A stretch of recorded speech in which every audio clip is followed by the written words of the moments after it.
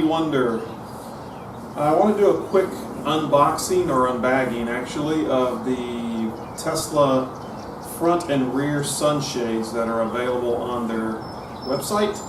I just got these last week, haven't taken them out of the bag yet, so I want to show you what they look like, and then we'll install them in the car, see what you think, and let's go from there.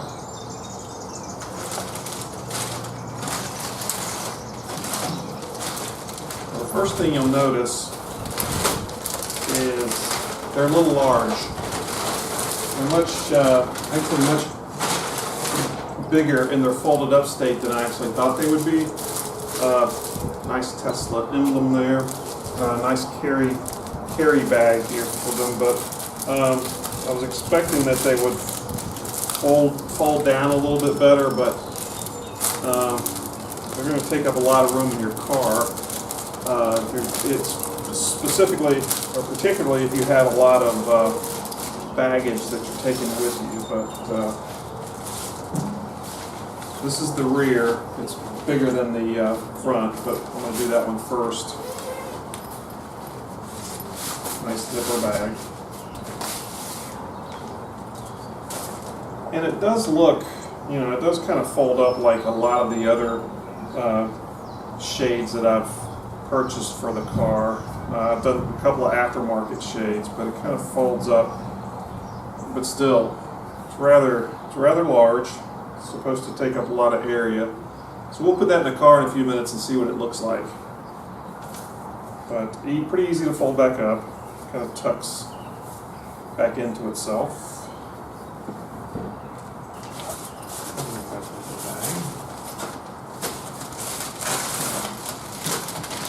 Front's a little smaller, as you can see, which is a good thing.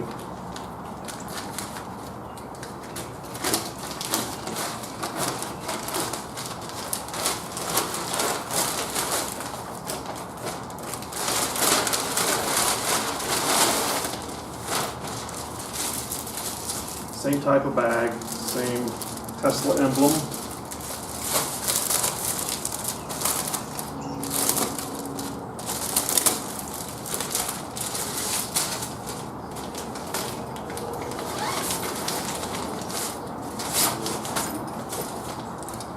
And again, same type of principle, folds up on itself like most sunshades do.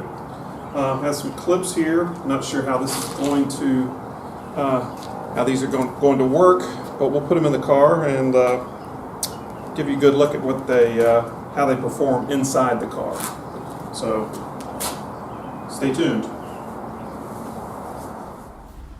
Okay, I'm going to attempt to install this. I've got the camera mounted up front, so you're not going to get a real good close-up view of the installation, but I'll bring the camera to the back once it's installed and kind of show you some close-ups of the clips and everything. But again, here it is folded up, and this is going to be the tricky part because it's so tight in here anyway, and this thing is kind of huge. So I'm going to try my best to unfold it.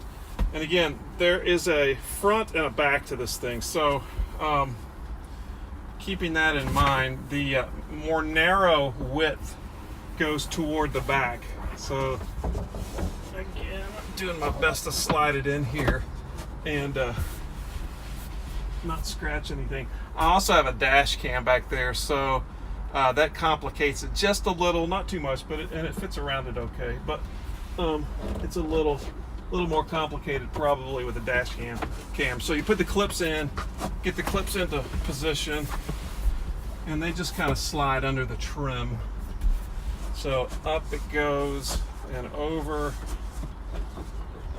and in, and it's actually a pretty nice fit. So I'll bring that over and show you. To me it's not a perfect fit, and I don't know if that is because I have the dash cam in, but it's certainly a good enough fit where it's going to keep out a lot of the sun. And today's a rainy day here at home, so I really can't tell you how much sun it's keeping out, but it's a pretty good fit. Hold on, I'll show you.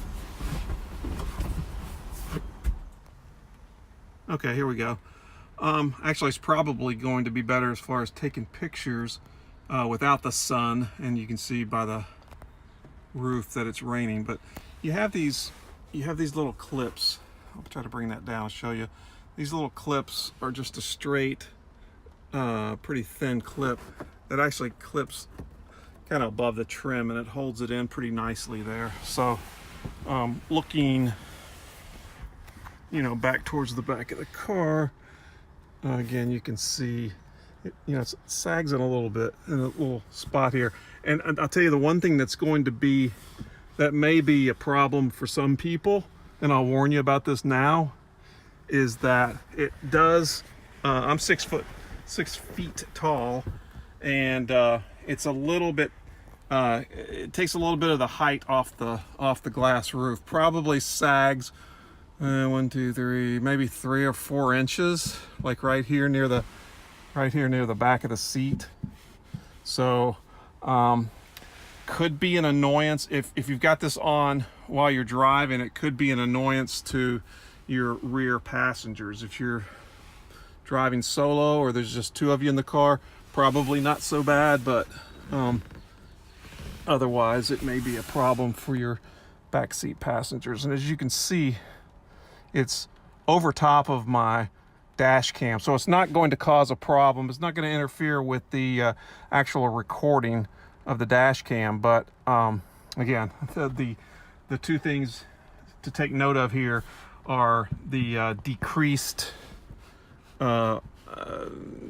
ceiling height, I guess, roof height, and the fact that it's not a perfectly snug fit. So I'll do the front for you now and show you. I've actually already installed it, but I'll take it out and redo it for you and show you how easy that one goes in. So stand by. Okay, I've got the camera set up in the back seat at an angle that I hope best illustrates how to put this thing in and install it correctly. So I'm going to do that. You'll probably see the back of my head through most of this, but that may be a good thing. This is again, it's all folded up, so unfolding it is a little tricky.